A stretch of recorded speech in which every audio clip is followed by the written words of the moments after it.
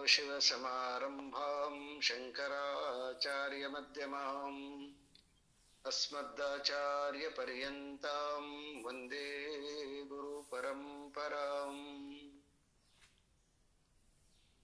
वसुदेवसुतं देवं कंसचाणूरमर्दनं देवकी परमानन्दं कृष्णं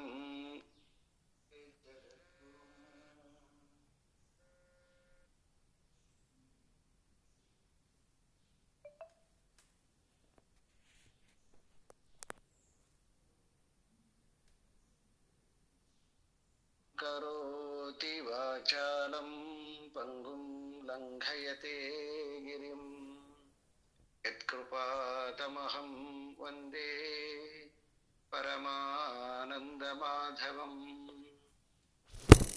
ॐ सहना भवतु सहनौ भुनक्तु सह वीर्यं करवावहै तेजस्विनावधीतमस्तु मा विद्विषावहै। ॐ शान्ति शान्ति शान्तिः।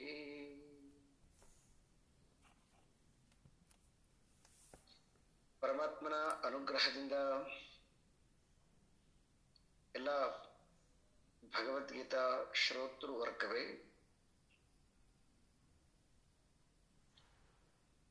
ಪರಮಾತ್ಮನ ಏನು ಒಂದು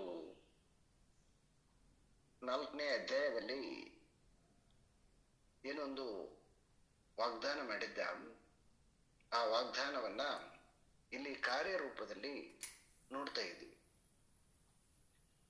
ಯದಾ ಯದಾ ಹಿ ಧರ್ಮಸ್ಯ ಗ್ಲಾನಿರ್ಭವತಿ ಭಾರತ ಅಭ್ಯುತ್ಥಾನಂ ಅಧರ್ಮಸ್ಯ ತದಾತ್ಮಾನಂ ಸೃಜಾಮ್ಯಹಂ ಪರಿತ್ರಾಣಾಯ ಸಾಧೂನಾಂ ವಿನಾಶಾಯ ಚ ದುಷ್ಕೃತಾಂ ಧರ್ಮ ಸಂಸ್ಥಾಪನಾರ್ಥಾಯ ಸಂಭವಾಮಿ ಯುಗೆ ಯುಗೆ. ಇದು ವಾಗ್ದಾನ. ಏನು ಒಂದು ತಾನು ಹೇಳಿದ್ನೋ ಆ ಹೇಳಿರ್ತಕ್ಕಂತಹದ್ದನ್ನ ಈ ವಿಶ್ವರೂಪ ಸಂದರ್ಶನ ಯೋಗದಲ್ಲಿ ಅದನ್ನ ಸೂಕ್ಷ್ಮ ರೂಪದಲ್ಲಿ ಅರ್ಜುನನಿಗೆ ತಿಳಿಸುವಂತಹ ಅಥವಾ ತೋರಿಸುವಂತಹ ಒಂದು ವಿಶೇಷ ದರ್ಶನ ವಿಶ್ವರೂಪ ದರ್ಶನ. ಪರಮಾತ್ಮನ ಅನಂತ ಗುಣ ರೂಪವನ್ನ, ಅನಂತ ನಾಮಗಳನ್ನ, ಅಂದ್ರೆ ಕಿವಿಗೆ ಇಂಪಾಗತಕ್ಕಂತಹ ನಾಮಗಳನ್ನ, ಕಣ್ಣಿಗೆ ಸಂತೋಷವನ್ನು ಕೊಡ್ತಕ್ಕಂತಹ ರೂಪವನ್ನ, ಸುಗಂಧ ಭರಿತವಾಗಿರ್ತಕ್ಕಂತಹ 6 ಗಂಧಗಳಿಂದ ಅಲಂಕೃತವಾಗಿರ್ತಕ್ಕಂತಹ ದಿವ್ಯ ಸ್ವರೂಪನು, ಸೌಮ್ಯ ಸ್ವರೂಪನಾಗಿರ್ತಕ್ಕಂತಹ ಪರಮಾತ್ಮನ ಒಂದು ರೂಪ, ಮತ್ತೆ ಅದಕ್ಕೆ ಅಪೋಸಿಟ್ ಆಗಿ ಅತ್ಯಂತ ಭೀಕರವಾಗಿರ್ತಕ್ಕಂತಹ ಇಡೀ ಮೃತ್ಯುವೆ ತನ್ನ ಬಾಯಿಯಲ್ಲಿ ಪೃಥ್ವಿಯನ್ನು ಹಿಡಿದಿರ್ತಕ್ಕಂತಹ ಭೀಕರ ರೂಪ ಮತ್ತೊಂದು. ಈ ಭೀಕರ ರೂಪವನ್ನ 2 ರೀತಿಯಾಗಿ ಈ ವಿಶ್ವರೂಪ ಸಂದರ್ಶನ ಯೋಗದಲ್ಲಿ,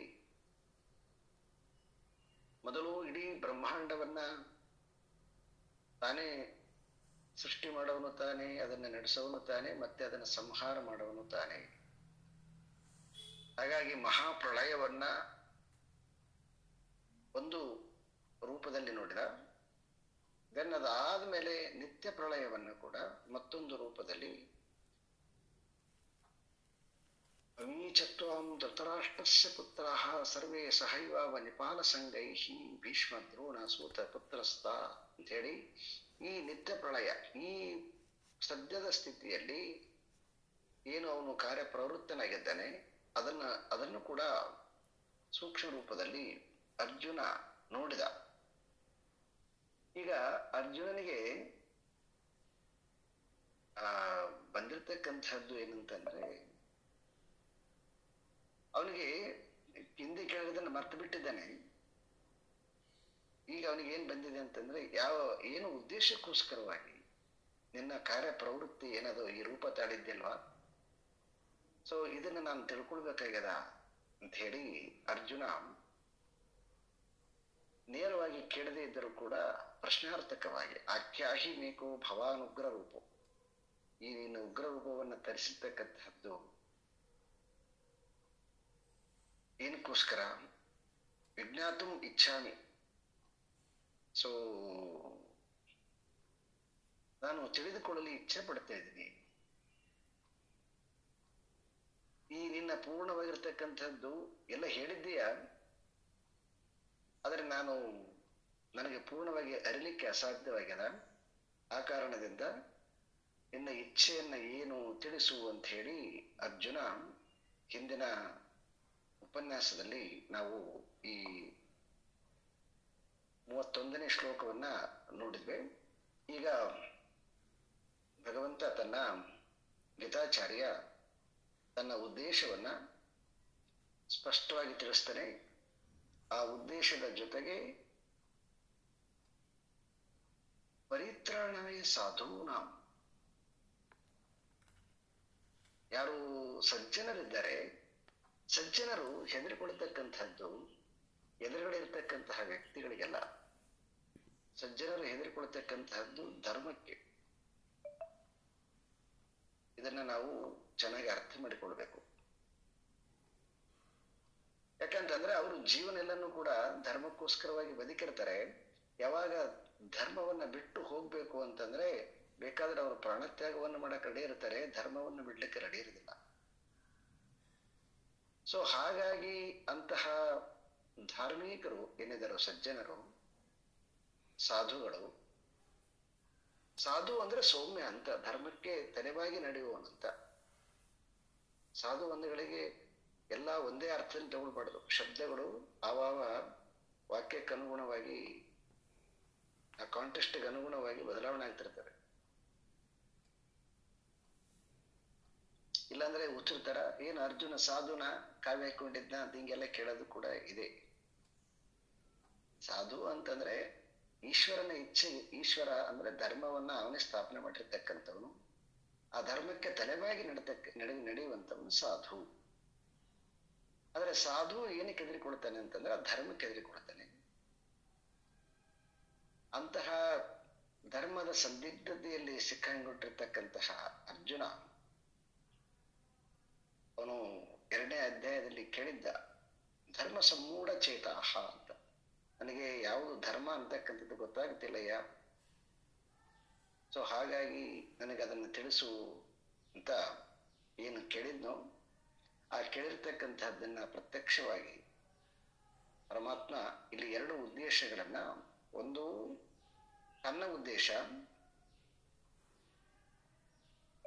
ಈ ಮುಂದಿನ ಶ್ಲೋಕದಲ್ಲಿ ತೋರಿಸದ. ಮೊದಲನೇದು ತನ್ನ ಉದ್ದೇಶ, 2ನೇದು ಮತ್ತೆ ಧರ್ಮವಂತರನ್ನ ಎದ್ದು ನಿಲ್ಲಿಸುವಂತಹದ್ದು. ಅವರು ಬಿಟ್ಟು ಹೋಗಿಬಿಟ್ರೆ ಲೋಕ ಎಲ್ಲ ಧರ್ಮದಿಂದ ತುಂಬಿಡ್ತದೆ. ಆ ಕಾರಣದಿಂದ ಸೊ ಅವರು ಭೂಮಿ ಮೇಲೆ ಇರಬೇಕು. ಹಾಗಾದಾಗಲೇ ಭೂಮಿಯಲ್ಲಿ ಧರ್ಮ ಅಂತಕ್ಕಂಥದ್ದು ಉಳಿತದೆ. ಹಾಗಾಗಿ ಅವ್ರನ್ನ ಪ್ರೊಟೆಕ್ಟ್ ಮಾಡಬೇಕು ಅನ್ನುವಂತಹ 2 ಸಂಕಲ್ಪಗಳೇನಿದಾವ, ಆ ಸಂಕಲ್ಪಗಳನ್ನ ಭಗವಂತ ಇಲ್ಲಿ ತಿಳಿಸುತ್ತಾ, ಯಾರು ಧರ್ಮವಂತರಿದಾರೋ ಅವರು ಹೆದರಿಕೊಳ್ಳಕ್ಕೆ ಕಾರಣ ಇಲ್ಲ. ಆದರೆ ಕಾಲದಲ್ಲಿ ಸ್ವಲ್ಪ ಸಮಯ ಬೇಕಾಗ್ಬೋದೇನೋ, ಆದರೆ ಸೊ ಆಶ್ವಾಸನೆ ಅಂತಲೂ ಕೂಡ ಪರಮಾತ್ಮದು ಇದೆ. ಆ ಆಶ್ವಾಸನೆ ಮೇಲೆ ನಿಂತುಕೊಂಡಾಗ ಕಾಲ ಅಂತಕ್ಕಂಥದ್ದು ಚಿಕ್ಕದಾಗತ್ತೆ. ಸೊ ಆ ಕಾರಣದಿಂದ ಅರ್ಜುನ ಏನು ಸಂದಿಗ್ಧನಾಗಿದ್ದ, ಆ ಸಂದಿಗ್ಧತೆಯಿಂದ ಹೊರಗಡೆ ತರಲಿಕ್ಕೋಸ್ಕರ ಸಲುವಾಗಿ ಪರಮಾತ್ಮ ಏನು ಅರ್ಜುನ ಕೇಳಿದ್ನು ಅದಕ್ಕೆ ಉತ್ತರ ರೂಪವಾಗಿ ಶ್ರೀ ಭಗವಾನುವಾಚ ಕಾಲೋಸ್ಮಿ ಲೋಕಕ್ಷಯಕೃತ್ ಪ್ರವೃದ್ಧಃ ಲೋಕಾನ್ ಸಮಹರ್ತುಂ ಇಹ ಪ್ರವೃತ್ತಃ ಋತೇಪಿ ತ್ವಾಂ ನ ಭವಿಷ್ಯಂತಿ ಸರ್ವೇ ಏವ ಸ್ಥಿತಾಃ ಪ್ರತ್ಯನಿಕೇಷು ಯೋಧಾಃ.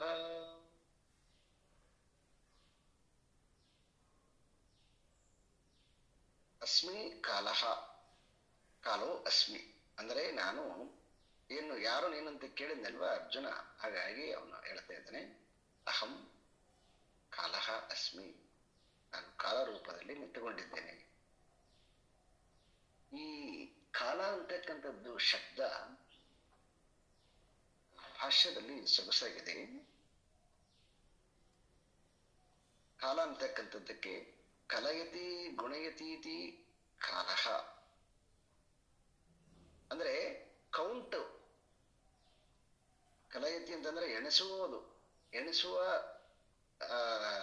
ಸ್ವರೂಪದಲ್ಲಿ ಇರೋದರಿಂದ ಅದನ್ನ ಕಾಲಃ. ಲೋಕ ಕ್ಷಯಕೃತ್ ಪ್ರವೃದ್ಧೋ, ನಾನು ಕಾಲನ ರೂಪದಲ್ಲಿ ಈ ಲೋಕವನ್ನ ನಾಶ ಮಾಡ್ಲಿಕ್ಕೋಸ್ಕರವಾಗಿ ಪ್ರವೃದ್ಧ ಅಂತಂದ್ರೆ ಬೆಳೆದಿದ್ದೇನೆ. ಲೋಕಾನ್ ಸಮಹರ್ತುಂ ಇಹ ಪ್ರವೃತ್ತ. ಈಗ ಇಡೀ ಈ ಎಂಟೈರ್ಡ್ ಏನು ಈ ಕುರುಕ್ಷೇತ್ರ ಇಲ್ಲಿ ಏನಿದೆ ಅಲ್ವಾ, ಇದನ್ನೆಲ್ಲದನ್ನು ಕೂಡ ನಾಶ ಮಾಡಕ್ಕೋಸ್ಕರ ಸಲುವಾಗೇನೆ ನಾನು ಪ್ರವೃತ್ತನಾಗಿದ್ದೇನೆ, ಕಾರ್ಯಪ್ರವೃತ್ತನಾಗಿದ್ದೇನೆ. ಆ ಕಾರಣಕ್ಕೋಸ್ಕರವಾಗಿ ಈ ಉಗ್ರ ರೂಪವನ್ನ ನಾನು ಧರಿಸಿದ್ದೇನೆ. ತ್ವಾ ಋತೆ ಅಪಿ, ಮತ್ತೆ ಬಹಳ ಸೊಗಸಾಗಿದೆ. ಋತೆ ಅಪಿ ಅಂತಂದ್ರೆ ಇಲ್ಲಿ ನಿಂದು ಕೂಡ ನಿಂದು ಏನು ಪ್ರಯತ್ನ ಇಲ್ಲಾರದಂತೆ, ನಿನ್ನ ಪ್ರಯತ್ನವಿಲ್ಲದೆ ಇಲ್ಲಿ ನೆರೆದಿರುವಂತಹ ಎಲ್ಲ ಎಂಟೈರ್ಡ್ 18 ಅಕ್ಷೋಹಿಣಿ ಸೈನ್ಯ ಏನಿದೆಯೋ ಈ ಎಲ್ಲ ಸೈನ್ಯವನ್ನ ನಾಶ ಮಾಡ್ಲಿಕ್ಕೋಸ್ಕರ ಸಲುವಾಗಿ ನಾನು ಪ್ರವೃತ್ತಿಯಾಗಿದ್ದೇನೆ. ನಿನ್ನ ಸಹಾಯವಿಲ್ಲದೆ ಸರ್ವೇನ ಭವಿಷ್ಯಂತಿ, ಇವರು ಎಲ್ಲರದು ಭವಿಷ್ಯ ಅಂತಂದ್ರೆ ಈಗ ಆಲ್ರೆಡಿ ಇವ್ರನ್ನೆಲ್ಲರನ್ನು ನಾನು ವಿನಾಶ ಮಾಡಿಬಿಟ್ಟಿದ್ದೇನೆ. ಸೂಕ್ಷ್ಮ ರೂಪದಲ್ಲಿ ಅವ್ರನ್ನೆಲ್ಲರನ್ನು ಕೂಡ ನಾನು ಸಂಹಾರ ಮಾಡಿಬಿಟ್ಟಿದ್ದೇನೆ. ಏ ಅವಸ್ಥಿತಾಹ ಪ್ರತ್ಯನಿಕೇಶು ಯೋಧಾಹ, ಬರೀ ಕೌರವರ ಪಾಳೆಯ ಅಷ್ಟೇ ಅಲ್ಲ, ನಿನ್ನ ಕಡೆ ಇರ್ತಕ್ಕಂಥವರು ಕೂಡ ಏನು 7 ಅಕ್ಷೋಹಿಣಿ ಸೈನ್ಯ ಇದೆಲ್ವಾ ಪಾಂಡವರದು, ಆ ಸೈನ್ಯವನ್ನ ಮತ್ತೆ 11 ಅಕ್ಷೋಹಿಣಿ ಇರುವಂತಹ ಕೌರವರ ಸೈನ್ಯವನ್ನ, ಬರೀ ಸೈನಿಕರಲ್ಲ, ಅಲ್ಲಿ ಏನು ಯುದ್ಧದಲ್ಲಿ ಸೇರಿರ್ತಕ್ಕಂಥ ಆನೆಗಳಿರ್ಬೋದು, ಕುದುರೆಗಳಿರ್ಬೋದು, ಒಂಟೆಗಳಿರ್ಬೋದು, ಏನ್ ಎಲ್ಲ ಯುದ್ಧಕ್ಕೆ ಬಂದಿರ್ತಕ್ಕಂಥ ಎಲ್ಲ ಯಾರ್ಯಾರು ಉಳಿದಿರಂಗಿಲ್ಲ. ಕೊನೆಗೆ ಯುದ್ಧದ ಕೊನೆಯ ಪರ್ವ ಬಹಳ ಚೆನ್ನಾಗಿದೆ, ಓದ್ಬೇಕು ಮಹಾಭಾರತದಲ್ಲಿ. ಇಡೀ ಕುರುಕ್ಷೇತ್ರ ಮಸಣ.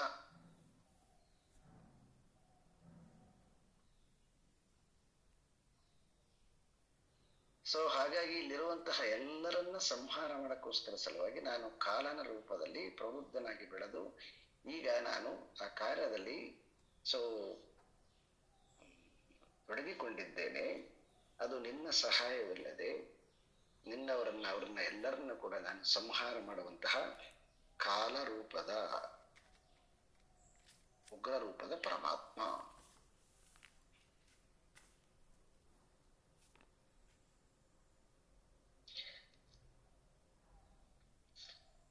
ತಸ್ಮಾತ್ ತ್ವಮುತ್ತಿಷ್ಠ ಯಶೋ ಲಭಸ್ವಂ ಜಿತ್ವಾ ಶತ್ರೂನ್ ಭುಂಕ್ಷ ರಾಜ್ಯಂ ಸಮೃದ್ಧಂ ಮಯೈವೈತೆ ನಿಹತಾಃ ಪೂರ್ವಮೇವ ನಿಮಿತ್ತ ಮಾತ್ರಂ ಭವ ಸವ್ಯಸಾಚಿನ್.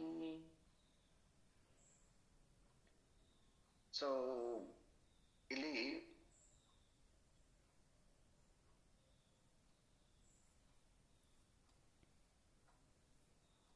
ತಸ್ಮಾತ್ ಉತ್ತಿಷ್ಠ, ಆ ಕಾರಣದಿಂದ, ಯಾವ ಕಾರಣದಿಂದ ಅಂತಂದ್ರೆ ನಾನೇ ಈಗ ಆಲ್ರೆಡಿ ಎಲ್ಲರನ್ನ ಸಂಹಾರ ಅವರನ್ನ ಸೂಕ್ಷ್ಮ ರೂಪದಲ್ಲಿ ಮಾಡಿದ್ದೀನಿ.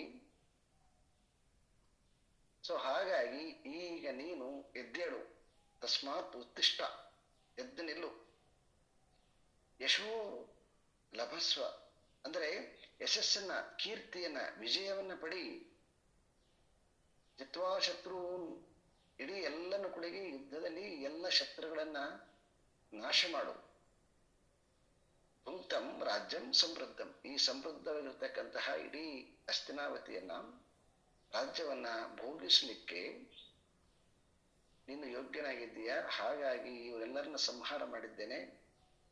ಈಗ ಎದ್ದು ನಿಂತುಕೊಂಡು ಅವನೇನು ಯುದ್ಧದಿಂದ ಓಡ್ಲಿಕ್ಕೆ ಶುರು ಮಾಡಿದ್ನಲ್ವಾ, ಹಾಗಾಗಿ ಅವನಿಗೆ ಈಗ ಒಂದು ಟಾನಿಕ್ ಅನ್ನ ಕೊಡ್ತಾನೆ, ಎದ್ದು ನಿಂತುಕೊಂಡು ಯುದ್ಧ ಮಾಡು.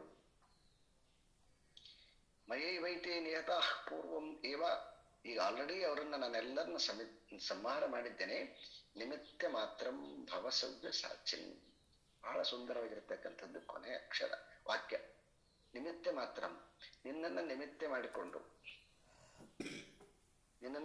ಮಾಡಿಕೊಂಡು ನಾನೀಗ ಆಲ್ರೆಡಿ ಅವರನ್ನ ಸಂಹಾರ ಮಾಡಿದ್ದೇನೆ. ಹಾಗಾಗಿ ಸೊ ಹೇ ಸವ್ಯಸಾಚಿ ಅಂತಕ್ಕಂತಹದ್ದು ಅರ್ಜುನಿಗಿರ್ತಕ್ಕಂತಹ ಮತ್ತೊಂದು ಹೆಸರು. ಈ ಸವ್ಯಸಾಚಿ ಅಂತಕ್ಕಂತಹದ್ದು ಎರಡು ರೀತಿಯಾಗಿರ್ತಕ್ಕಂತಹ ಅರ್ಥ. ಒಂದು ಸಾಮಾನ್ಯವಾಗಿ ಈಗಾಗಲೇ ನಾವು ತಿಳಿದುಕೊಂಡಿರುವ ಹಾಗೆ ಅರ್ಜುನನಿಗೆ ಎರಡೂ ಕೈಗಳಿಂದ ಯುದ್ಧ ಮಾಡುವಂತಹ ಒಂದು ಕುಶಲತೆಯನ್ನ ಪಡೆದಿದ್ದ. ಬಲಗೈಯಿಂದನೂ ಕೂಡ ಬಾಣ ಪ್ರಯೋಗ ಮಾಡ್ತಿದ್ದ, ಮತ್ತೆ ಎಡಗೈಯಿಂದನೂ ಕೂಡ ಬಾಣ ಪ್ರಯೋಗ ಮಾಡ್ತಿದ್ದ ನಿರಂತರವಾಗಿ.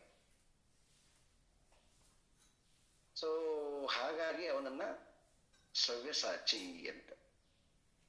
ರಾಮಾನುಜಾಚಾರ್ಯರು ಇದಕ್ಕೆ ಮತ್ತೊಂದು ರೀತಿಯಾಗಿರ್ತಕ್ಕಂಥ ವ್ಯಾಖ್ಯಾನ ಮಾಡಿದ್ದಾರೆ. ಅಂದ್ರೆ ಧಾತುವನ್ನ ಪ್ರಯೋಗ ಮಾಡಿ ಶಚ್ ಅಂತಕ್ಕಂತಹ ಧಾತು, ಸವ್ಯ ಅಂತಕ್ಕಂಥದ್ರಲ್ಲಿ ಶಚ್ ಅಂತಕ್ಕಂಥ ಧಾತು ಇರೋದ್ರಿಂದ ಆ ಧಾತು ಏನನ್ನ ನಿರ್ದೇಶನ ಮಾಡುತ್ತೆ ಅಂತಂದ್ರೆ,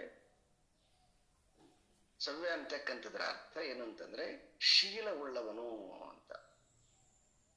ಏನಾದ್ರೂ ಜಯಿಸ್ಬೇಕಾದ್ರೆ ಶೀಲವುಳ್ಳವನಾಗಿರ್ಬೇಕು.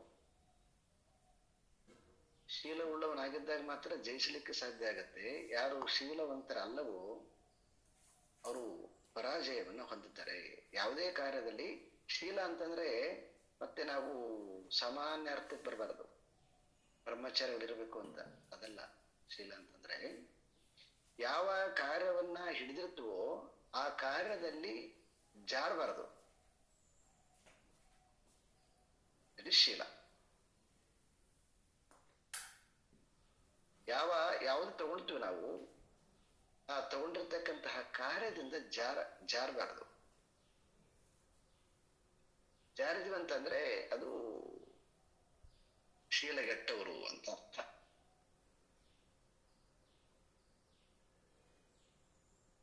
ಹಾಗಾಗಿ ನೀನು ಯಾವುದೇ ಒಂದು ಕಾರ್ಯ ಮಾಡುವಾಗಲೂ ಕೂಡ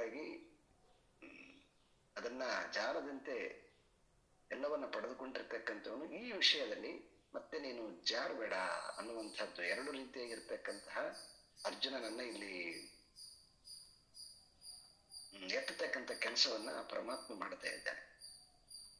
ನೀನು ಶೀಲವಂತನಾಗಿದ್ದೀಯಾ, ಮತ್ತೆ ಹಾಗಾಗಿ ನಿನಗೆ ಜಯ ಗ್ಯಾರಂಟಿ. ಮತ್ತೆ ಎರಡರಲ್ಲಿ ಕುಶಲನಾಗಿದ್ದೀಯ, ಯಾಕಂದ್ರೆ ಎರಡು ಕೈಗಳಿಂದ ಬಾಣಗಳನ್ನ ಪ್ರಯೋಗ ಮಾಡ್ತಕ್ಕಂತಹ ಕುಶಲತೆಯನ್ನು ಹೊಂದಿದ್ದೀಯ. ಸೊ ಹಾಗಾಗಿ ಯುದ್ಧವನ್ನ ಮಾಡು. ಇಲ್ಲಿ ಬಹಳ ಮುಖ್ಯವಾಗಿ ನಮಗೆ ಬರ್ತಕ್ಕಂತಹದ್ದು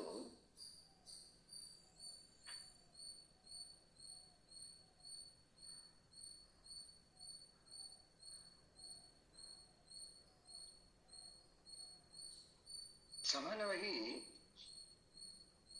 ಎಲ್ಲರಿಗೂ ಕೂಡ ಒಂದು ಸಹಜವಾಗಿ ಕಾಣತಕ್ಕಂತಹದ್ದು ಈ ಭಾರತೀಯರಲ್ಲಿ ಒಂದು ಧರ್ಮ ಅಂತಕ್ಕಂಥದ್ದು.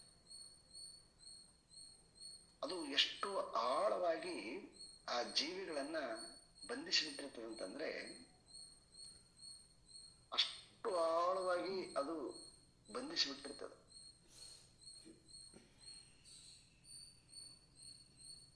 ಬೇರೆಯನ್ನೆಲ್ಲ ದಾಟಬಹುದೇನೋ ಮನುಷ್ಯ, ಅರ್ಥವನ್ನ ದಾಟಬಹುದೇನೋ, ಕಾಮವನ್ನ ದಾಟಬಹುದೇನೋ, ಆದರೆ ಧರ್ಮವನ್ನು ದಾಟದಿದೆಯಲ್ಲ ಅದು ಭಾರಿ ಕಷ್ಟದ ಕೆಲಸ. ಅದು ಯಾರು ಧರ್ಮವನ್ನೇ ತಮ್ಮ ಜೀವನವನ್ನಾಗಿ ಮಾಡಿಕೊಂಡಿರ್ತಕ್ಕಂಥವ್ರು ಇರ್ತಾರಲ್ಲ ಅವ್ರಿಗೆ ಅದು ಸಬ್ ಕಾನ್ಶಿಯಸ್ ಅಲ್ಲಿ ಭಾರಿ ಸ್ಟ್ರಾಂಗ್ ಆಗಿರ್ತದ.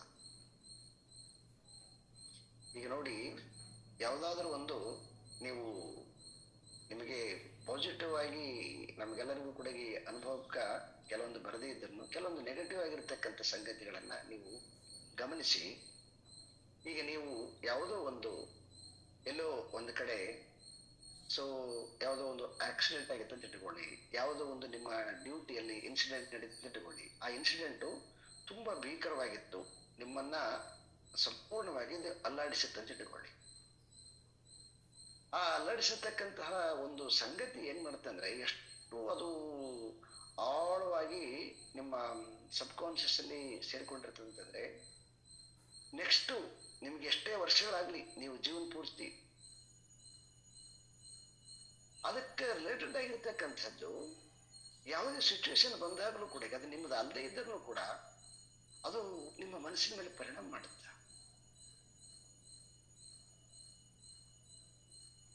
ಯಾವುದೋ ಒಂದು ಕಾಲದಲ್ಲಿ ಆಗಿರ್ತಕ್ಕಂತಹ ಇನ್ಸಿಡೆಂಟು, ಯಾವುದೋ ಒಂದು ಕಾಲದಲ್ಲಿ ಆಗಿರ್ತಕ್ಕಂತಹ ಸಮ್ ಆಕ್ಸಿಡೆಂಟು, ಯಾವುದೋ ಒಂದು ಮಾಡಿರ್ತಕ್ಕಂತಹ ತಪ್ಪು, ಅದು ಪ್ರಕೃತಿಯಿಂದನಾಗಿರ್ಲಿ ಅಥವಾ ನಮ್ಮಿಂದನಾಗಿರ್ಲಿ, ಅದಕ್ಕೆ ರಿಲೇಟೆಡ್ ಆಗಿರ್ತಕ್ಕಂಥದ್ದು ಘಟನೆ ಬಂತಂತಂದ್ರೆ ತನ್ನದು ಅಲ್ಲದೆ ಇದ್ದರೂ ಕೂಡ ಒಂದು ಕ್ಷಣ ಮನುಷ್ಯ ಶಾಕ್ ಆಗಿಬಿಡ್ತಾನೆ. ಇದು ಬಹಳ ಈ ನಡುವೆ ತುಂಬಾ ಆ ರೀತಿಯಾಗಿರ್ತಕ್ಕಂತಹ ತಪ್ಪುಗಳನ್ನ ಮಾಡಿ ಒಂದು ಏಜ್ ಆದ್ಮೇಲೆ ಈ ನಡುವೆ ಈ ಕೆಲವೊಂದು ಇದು ಪಾರ್ಕಿಂಗ್ಸನ್ ಅಂತ ಬರುತ್ತೆ ನೋಡ್ರಿ, ಅದರಲ್ಲಿ ಬಹಳ ಮುಖ್ಯವಾಗಿ ಏನಂತಂದ್ರೆ ಅದು ನರ್ವ್ಸ್ ಎಲ್ಲಾನು ವೀಕ್ ಆಗಿ ಬಿಡ್ತದೆ, ಕಂಟ್ರೋಲ್ ತಪ್ಪಿ ಬಿಡ್ತದೆ. ಯಾಕೆ ಅಂತಂದ್ರೆ ಅದು ಆಳದಲ್ಲಿರ್ತಕ್ಕಂಥ ಭಯ ಜಾಸ್ತಿ ಆಗ್ತಾ ಬಂದ್ಬಿಡ್ತದೆ ಅವ್ರಿಗೆ.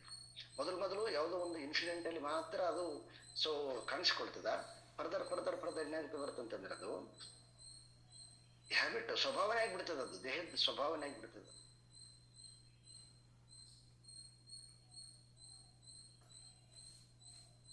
ಆ ಕಾರಣದಿಂದ ಇಲ್ಲಿ ನಾವು ಬಹಳ ಸ್ಪಷ್ಟವಾಗಿ ಅರ್ಥಕೊಳ್ಬೇಕಾಗಿರ್ತಕ್ಕಂಥದ್ದು ಏನಂತಂದ್ರೆ,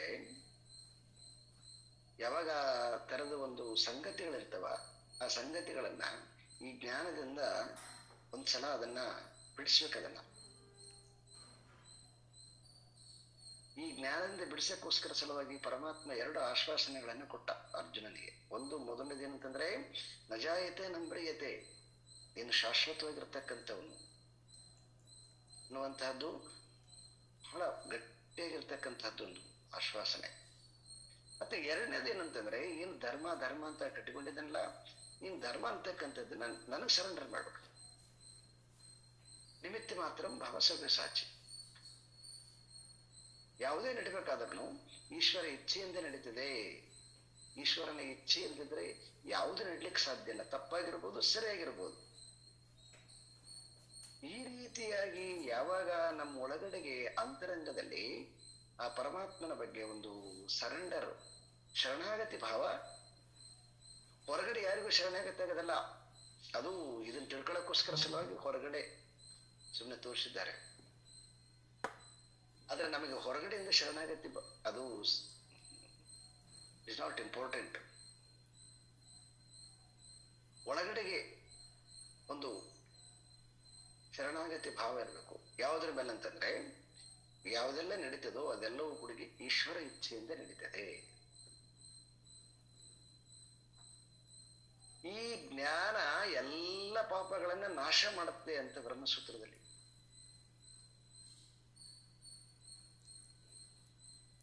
ಎಂತಹ ಪಾಪ ಇದ್ರೂ ಕೂಡ ಈ ಜ್ಞಾನ ಏನ್ ಮಾಡುತ್ತೆ ಅಂತಂದ್ರೆ, ಉಪನಿಷತ್ತಿನ ಜ್ಞಾನ ಆ ಎಲ್ಲ ಪಾಪವನ್ನ ನಾಶ ಮಾಡುತ್ತೆ. ಪಾಪ ಅಂತಂದ್ರೆ ಅದರ ಅರ್ಥ ಭಯ. ಭಯ ಆದ್ಮೇಲೆ ಆಯ್ತು, ಭ್ರಮಣೆಗೊಳಗಾಗ್ಬಿಡುತ್ತೆ ಮನುಷ್ಯ. ಆ ಕಾರಣದಿಂದ ಇಲ್ಲಿ ಒಂದು ರೀತಿಯಿಂದ ಸೊ ಫಸ್ಟ್ ಕೌನ್ಸಿಲರ್ ಅಂತ ಹೇಳ್ಬೋದು ನಾವು ಕೃಷ್ಣನನ್ನ. ಅರ್ಜುನನಿಗೆ ಆಳದಲ್ಲಿ ಒದಗಿರ್ತಕ್ಕಂತಹ ಅವನ ಭಯವನ್ನ ತೆಗಿತಕ್ಕಂಥದ್ದು. ಎರಡನೇದು, ನೀನೇನು ನಿನ್ನನ್ನ ಪ್ರೇರಣೆ ಮಾಡ್ತಾ ಇದ್ದೀನೋ, ನಿನ್ನ ಪ್ರೇರಣೆ ನನ್ನ ಇಚ್ಛೆಯಿಂದ ನಾನ್ ಮಾಡ್ತಾ ಇದ್ದೀನಿ, ಅದು ನಿನ್ನ ಕೆಲಸ ಅಲ್ಲ. ಹಾಗಾಗಿ ಒಂದು ಸ್ವಲ್ಪವೂ ಕೂಡ ಹೆದರಿಕೆ ಇಲ್ಲಾರದಂತೆ ಎದ್ದು ನಿಂತುಗಳು, ಎದ್ದು ನಿಲ್ಲು. ತಸ್ಮಾತ್ ಉತ್ತಿಷ್ಟ, ಆ ಕಾರಣದಿಂದ ಎದ್ದು ನಿಲ್ಲು. ಯಾವ ಕಾರಣದಿಂದ? ದ್ರೋಣಂಚ ಭೀಷ್ಮಂಚ ಜಯದ್ರಥಂಚ ಕರ್ಣಂ ತಥಾ ಜ್ಞಾನಪಿ ಯೋಧ ವೀರಾನ್ ಮಯಾ ಹತಸ್ತ್ವಂ ಜಹಿಮಾ ವ್ಯತಿಷ್ಠಾಂ ಯುಧ್ಯಸ್ವ ಜೇತಾಸಿ ರಣೇ ಸಪತ್ನಾನ್. ದ್ರೋಣಂಚ, ದ್ರೋಣನನ್ನ, ಭೀಷ್ಮನನ್ನ, ಜಯದ್ರಥನನ್ನ, ಕರ್ಣನನ್ನ, ತಥಾ ಅನ್ಯಾನಪಿ ಯೋಧ ವೀರ, ಇಷ್ಟ ಅಲ್ಲದೆ ಇಲ್ಲಿರ್ತಕ್ಕಂಥ ಎಲ್ಲ ವೀರರನ್ನ ಮಯಾ ಹತಾಸ್ತ್ವ, ನಾನು ಆಲ್ರೆಡಿ ಅವರನ್ನ ಸಂಹಾರ ಮಾಡಿಬಿಟ್ಟಿದ್ದೀನಿ. ಜಹಿಮಾಂ ವ್ಯತಿಷ್ಠ, ವ್ಯತಿಷ್ಠಾಹ, ಏನು ವ್ಯಥೆ ಪಡಬೇಡ. ಯಾಕಂದ್ರೆ ನಿನಗೆ ಹೆದರಿಕೆ ಇತ್ತಲ್ವಾ? ದ್ರೋಣನ್ನ ಕೊಂದ್ರೆ ಪಾಪ ಬರ್ತದೆ, ಭೀಷ್ಮನನ್ನ ಕೊಂದ್ರೆ ಪಾಪ ಬರ್ತದೆ, ಕೃಪಾಚಾರ್ಯನ ಕೊಂದ್ರೆ ಪಾಪ ಬರ್ತದೆ, ಶಲ್ಯನ್ನ ಕೊಂದ್ರೆ ಪಾಪ ಬರ್ತದೆ, ಅಶ್ವತ್ಥಾಮನ್ನ ಕೊಂದ್ರೆ ಪಾಪ ಬರ್ತಂತೆ. ಏನ್ ನಿನಗೆ ಹೆದರಿಕೆ ಇತ್ತಲ್ವಾ? ಸೊ ಯಾವುದೇ ಕಾರಣಕ್ಕೆ ವ್ಯಥಿತಾಂ, ವ್ಯತಿಷ್ಠಾಹ ಅಂದ್ರೆ ಯಾವುದೇ ಕಾರಣಕ್ಕೆ ವ್ಯಥೆಗೊಳಗಾಗ್ಬೇಡ.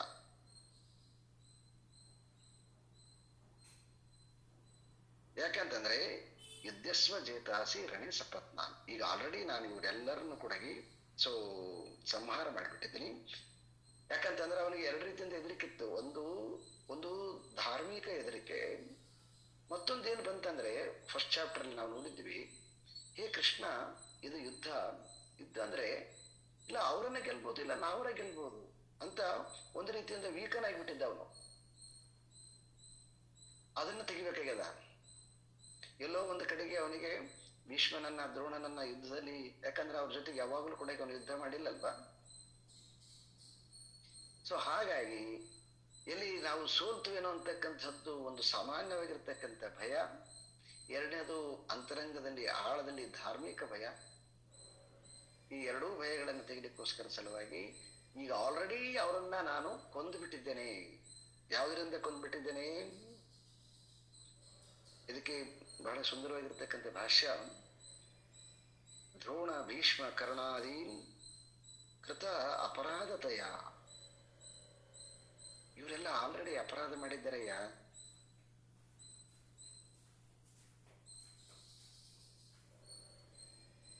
ಮೈ ಏವ ಹನನೆ ನಿಯುಕ್ತಾನ್ ತ್ವಂ ಜಹಿ. ಏನು ಇವರೆಲ್ಲ ಏನು ಇದ್ದಾರೆ, ಇವರೆಲ್ಲರೂ ಕೂಡ ನನ್ನಿಂದ ಆಲ್ರೆಡಿ ವಧಿಸಲ್ಪಟ್ಟಿದ್ದಾರೆ. ತ್ವಂ ಹನ್ಯಾಹ ಏತಾನ್ ಗುರೂನ್ ಬಂಧೂಶ್ಚ ಅನ್ಯಾನಪಿ ಭೋಗಸಕ್ತಾನ್ ಕಥಂ ಹನಿಷ್ಯಾಂ ಇತಿ ಮಾಂ ವ್ಯತಿಷ್ಠಾಃ. ತಾನ್ ಉದ್ದಿಶ್ಯ ಧರ್ಮ ಅಧರ್ಮ ಭಯೇನ ಬಂಧು ಸ್ನೇಹನ ಕಾರುಣ್ಯನ ಚ ಮಾಂ ವ್ಯಥಾಕೃತಾಃ. ಬಂಧುಗಳ ಒಂದು ವ್ಯಾಮೋಹದಿಂದ, ಗುರುಗಳ ಒಂದು ವ್ಯಾಮೋಹದಿಂದ, ಸ್ನೇಹಿತರ ಒಂದು ವ್ಯಾಮೋಹವನ್ನು ಕಟ್ಟಿಕೊಂಡು ವ್ಯಥೆ ಪಡಬೇಡ. ಇವ್ರು ಯಾರು ಇದಾರಲ್ವ, ಯಾರು? ದ್ರೋಣ, ಭೀಷ್ಮ, ಜಯದ್ರಥ, ಕರ್ಣ, ಇವರೆಲ್ಲರನ್ನ ಆಲ್ರೆಡಿ ನಾನು ಸಂಹಾರ ಮಾಡಿಬಿಟ್ಟಿದ್ದೀನಿ. ಯಾವ ರೀತಿಯಾಗಿ ಸಂಹಾರ ಮಾಡಿದ್ದೀನಿ? ಇವರೆಲ್ಲರೂ ಆಲ್ರೆಡಿ ತಪ್ಪು ಮಾಡಿಬಿಟ್ಟಿದ್ದಾರೆ. ಎಲ್ಲಿ ತಪ್ಪು ಮಾಡಿದ್ದಾರೆ? ಇವರೆಲ್ಲರೂ ಆಲ್ರೆಡಿ ದ್ರೌಪದಿಯ ವಸ್ತಾಹರಣ ಸಂದರ್ಭದಲ್ಲಿ ಇವರೆಲ್ಲ ತಪ್ಪು ಮಾಡಿಬಿಟ್ಟಿದ್ದಾರೆ. ಈಗ ಎಲ್ಲರೂ ಕೂಡ ಈಗ ಅವರು ಅಧರ್ಮದಲ್ಲಿ ಇರ್ತಕ್ಕಂಥವ್ರು, ಅವರೆಲ್ಲ ನಾಶ ಆಗಿಬಿಟ್ಟಿದ್ದಾರೆ.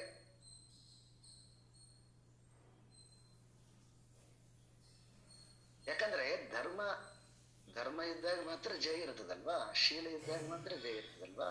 ಯಾವಾಗ ಅದನ್ನ ಶೀಲವನ್ನ ಕಳ್ಕೊಂಡ್ರು, ಧರ್ಮವನ್ನ ಕಳ್ಕೊಂಡ್ರು ಅಂತಂದ್ರೆ ಅವರು ಸತ್ತಂತೆ. ಅವರಿಗೆ ಈಶ್ವರನ ಅನುಗ್ರಹ ಇರಾಗಿಲ್ಲ. ಅವರಿಗೆ ಅವ್ರು ಆಲ್ರೆಡಿ ಅವರು ಸತ್ಬಿಟ್ಟಿದ್ದಾರೆ. ಹೇಗಂತಂದ್ರೆ ಈಗ ನಾವು ಸುಮ್ಮನೆ ಜನರಲ್ ಆಗಿ ಹೇಳ್ತೀವಲ್ವಾ, ಇಲ್ರಿ ಏನು ಇಲ್ಲ, ಸುಮ್ಮನೆ ಅದು ಐಷನ್ಯದರ ತೆಗೆದ್ಬಿಟ್ರೆ ಹೊರಟೋಗ್ಬಿಡ್ತಾರೆ ಅಂತ ಹೇಳ್ತೀವಲ್ವಾ, ಸಿಲಿಂಡರ್ ಹಾಕಿದ್ವಿ ತೆಗೆದ್ಬಿಟ್ಟು ಹೊರಟೋಗ್ತಾರೆ ಅಂತ ಹೇಳ್ತೀವಲ್ವ. ಅಂದ್ರೆ ಆಲ್ರೆಡಿ ಸುಮ್ಮನೆ ಬ್ರೀತಿಂಗ್ ಇದೆ ಅಷ್ಟೇ, ಉಳಿದೆಲ್ಲನೂ ಕೂಡ ಫಂಕ್ಷನ್ ಎಲ್ಲ ಕ್ಲೋಸ್ ಆಗಿಬಿಟ್ಟಿದೆ. ಇನ್ನೂ ಇಲ್ಲ ಅಂತಂದ್ರೆ ಈ ಕೆಲವೊಂದು ಡಿಸೀಸ್ಗಳಿದಾವಲ್ವ, ಕ್ಯಾನ್ಸರ್ ಇನ್ಸರ್ 4th ಸ್ಟೇಜ್ ಅಂತ ಹೇಳಿದಾಗ ಇನ್ನೇನು ಬದುಕೋದಿಲ್ಲ ಅಂತ ಹೇಳ್ತೀವಲ್ವ, ಆ ರೀತಿಯಾಗಿ ಅವ್ರು ಈಗಾಗಲೇ ಧಾರ್ಮಿಕವಾಗಿ ಅವರೆಲ್ಲ ಸೊ ನಾಶ, ತಾವೇ ನಾಶ ಆಗಿಬಿಟ್ಟಿದ್ದಾರೆ. ಆ ಕಾರಣದಿಂದ ಭೀಷ್ಮನನ್ನ ನೋಡಿದ ತಕ್ಷಣಕ, ಕರ್ಣನನ್ನ ನೋಡಿದ ತಕ್ಷಣಕ, ದ್ರೋಣನನ್ನ ನೋಡಿದ ತಕ್ಷಣಕ ನೀನು ಹೆದರ್ಕೊಳತಕ್ಕಂಥ ಕಾರಣ ಇಲ್ಲ. ಜಯದ್ರಥಂತನು ಆಲ್ರೆಡಿ ಅವನು 2 ತಪ್ಪು ಮಾಡಿಬಿಟ್ಟಿದ್ದಾನೆ, ಮೊದಲೇ ಆಲ್ರೆಡಿ ತಪ್ಪು ಮಾಡಿಬಿಟ್ಟಿದ್ದ ಅವನು. ಸೊ ದ್ರೌಪದಿನೇ ಅವನಿಗೆ ಜೀವದಾನವನ್ನ ಮಾಡಿರ್ತಕ್ಕಂಥದ್ದು. ಇಲ್ಲ ಅಂತಂದ್ರೆ ದ್ರೌಪದಿ ಏನಾದರೂ ಆಜ್ಞೆ ಕೊಟ್ಬಿಟ್ಟಿದ್ರೆ ಭೀಮಸೇನ ಅರಣ್ಯದಲ್ಲೇನೆ ಅವನನ್ನ ಮುಗಿಸ್ಬಿಡ್ತಿದ್ದ. ಆದರೆ ಇರೋ ಒಬ್ಬ ಧೃತರಾಷ್ಟ್ರನಿಗೆ ಮಗಳು, ಅವಳು ವಿಧವೆ ಆಗ್ಬಾರ್ದು ಅಂತ ಹೇಳಿ ಅವಳು ತನಗೆಷ್ಟೇ ಅವಮಾನ ಮಾಡಿದರೂ ಕೂಡ ದುಶ್ಶೀಲೆಯನ್ನ ನೋಡಿಬಿಟ್ಟು ಪಾಪ ದ್ರೌಪದಿ ಕರುಣೆಯನ್ನ ತೋರಿಸಿದ್ಲು. ಹಾಗಾಗಿ ಧರ್ಮ ನೀವು ಪಾಲನೆ ಮಾಡಿದ್ದೀರಿ, ಅವರು ಧರ್ಮ ಆಲ್ರೆಡಿ ತಪ್ಪಿಟ್ಟಿದ್ದಾರೆ, ಅವರು ಅದು ಆಲ್ರೆಡಿ ನಾಶ ಆಗಿಬಿಟ್ಟಿದ್ದಾರೆ ಅವರು. ಆ ಕಾರಣದಿಂದ ಹೇ ಅರ್ಜುನ, ನಿನಗೆ ಜಯ ಕಟ್ಟಿಟ್ಟ ಬುದ್ಧಿ, ಎಲ್ಲಾ ರೀತಿಯಿಂದ ನೀನು ಸಮರ್ಥನಾಗಿದ್ದೀಯ. ಸೊ ಹಾಗಾಗಿ ಯುದ್ಧವನ್ನ ಮಾಡು ಅಂತ ಪರಮಾತ್ಮ ಬಹಳ ಸ್ಪಷ್ಟವಾಗಿ ಈ 3 ಶ್ಲೋಕಗಳಲ್ಲಿ ಅರ್ಜುನನಿಗಿರ್ತಕ್ಕಂತಹ ಎಲ್ಲ ದ್ವಂದ್ವಗಳನ್ನ ಸಂಪೂರ್ಣವಾಗಿ ನಾಶ ಮಾಡಿ ಅವನಲ್ಲಿರ್ತಕ್ಕಂಥ ಎಲ್ಲ ಅಮೂಲಾಗ್ರ ತಪ್ಪು ಕಲ್ಪನೆಯನ್ನ ತೆಗೆದ. ಸಂಜಯ ಉವಾಚ ಏತತ್ ಶ್ರುತ್ವಾ ವಚನಂ ಕೇಶವಸ್ಯ ಕೃತಾಂಜಲಿರ್ವೇಪಮಾನಃ ಕಿರೀಟಿ ನಮಸ್ಕೃತ್ವಾ ಭೂಯ ಏವಾಹ ಕೃಷ್ಣಂ ಸಗದ್ಗದಂ ಭೀತ ಪ್ರಣಮ್ಯ. ಈಗ ಅರಮನೆಯಲ್ಲಿ ಯಾವ ಈ ಒಂದು ವಿಶ್ವರೂಪವನ್ನ ಸಂಜಯ ನೋಡ್ತಾ ಇದ್ನೋ, ಸಂಜಯ ಧೃತರಾಷ್ಟ್ರನಿಗೆ ಹೇಳ್ತಾ ಇದ್ದಾನೆ. ಹೀಗೆ ಮಹಾಮಹಿಮನಾಗಿರ್ತಕ್ಕಂತಹ ಕಾಲರೂಪದಲ್ಲಿರ್ತಕ್ಕಂತಹ ಪರಮಾತ್ಮ ಎಲ್ಲಾ ರೀತಿಯಿಂದ ಆಶ್ವಾಸನೆಗಳನ್ನ ಅರ್ಜುನಿಗೆ ಕೊಡುವಂತಹ ಸಂಗತಿಯನ್ನ ಏತದ್ ಧ್ರುವ ವಚನಂ ಕೇಶವಸ್ಯ, ಕೇಶವನಾಗಿರ್ತಕ್ಕಂತಹ ಪರಮಾತ್ಮ ಈ ರೀತಿಯಾಗಿ ಅರ್ಜುನನಿಗೆ ಆಶ್ವಾಸನೆಯನ್ನ, ವಚನವನ್ನ, ಮಾತನ್ನ ಹೇಳಿದ. ಕೃತಾಂಜಲಿ ವೇಪಮಾನಃ ಕಿರೀಟಿ. ಕೃತಾಂಜಲಿ ಅಂದ್ರೆ ಈ ರೀತಿಯಾಗಿ ಸೊ ಅರ್ಜುನನಿಗೆ